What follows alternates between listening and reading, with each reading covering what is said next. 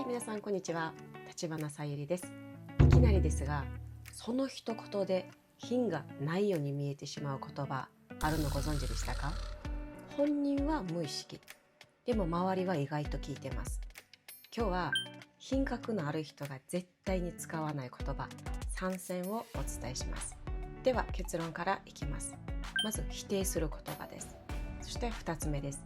卑下する言葉です。そして3つ目は攻撃する言葉です。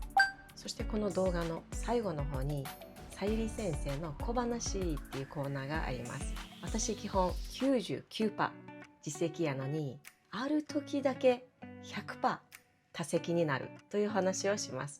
皆さんよかったらぜひ最後まで見てください。そしてチャンネル登録まだの方、今のうちによろしくお願いします。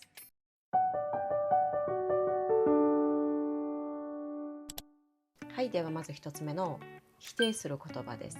これ前の動画でもお話ししましたが、皆さん 4D 言葉ってご存知ですか？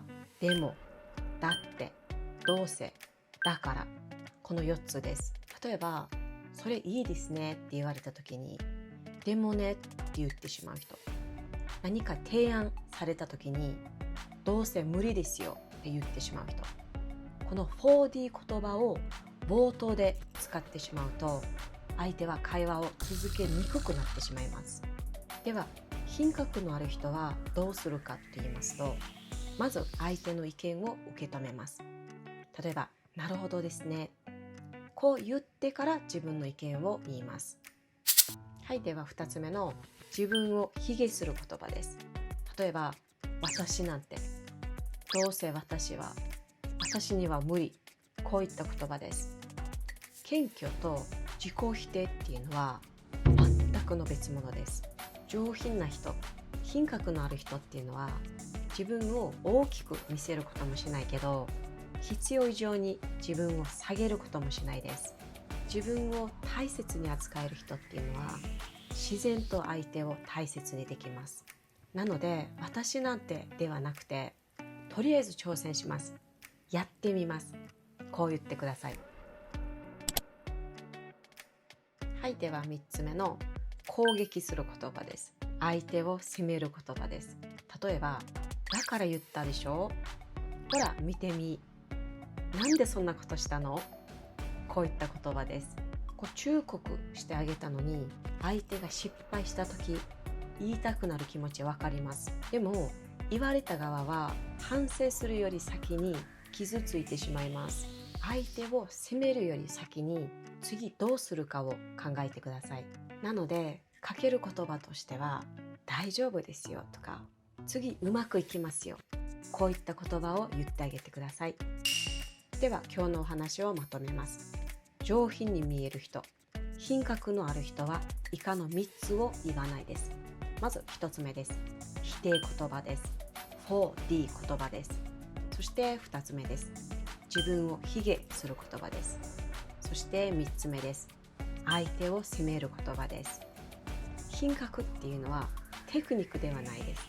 大事なのは自己愛と相手への思いやりだと思ってます。皆さんこの3つをぜひ今日から意識してみてください。はい、ではここで質問です。皆さんがこの言葉だけ使わないようにしてるっていう言葉ありますか？ぜひあったらコメントで教えてください。では続きまして、さゆり先生の小話コーナーです。どうぞ。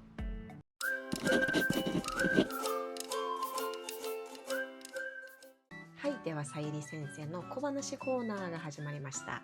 イエーイ、はい、今日の小話なんですけど、原稿を書きながら思ったんです。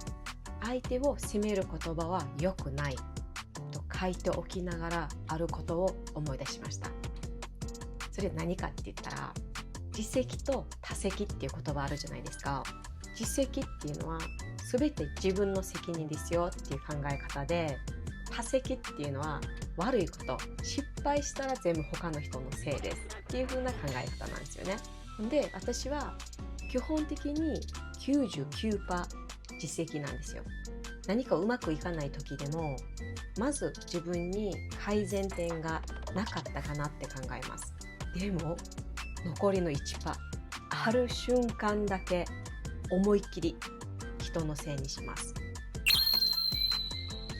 それがゴルフの時です。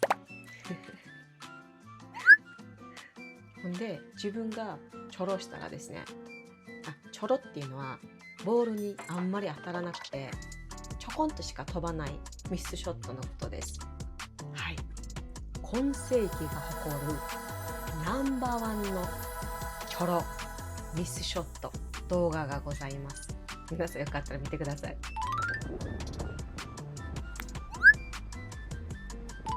はい、いかがだったでしょうか。今世紀が誇るチョロショット。はい、であんな風に自分でチョロしたら周りに私言うんですよ。ちょっとあなたさっきチョロしたから私に移ったやないのって言います。ほんでそうすると周りははいすいませんって言って謝ってくれます。あとボールが曲がってしまった時はうわー今日風強いわって言います。全然風吹いてない時でも。ほんで思うんですよね。ゴルフも人生も結構似てるところあるなって。人のせいにしてれば楽な時もあります。でも結局変えられるのは自分だけじゃないですか。そこで私決めたんです。ゴルフの時だけ打席で、人生は自責で生きていこうと決めました。どうでしょう。はい、皆さん今日の動画いかがだったでしょうか。ぜひいいねボタンと、そしてチャンネル登録、そしてベルマークもオンにしてください。ではまた次の動画でお会いしましょう。さよなら。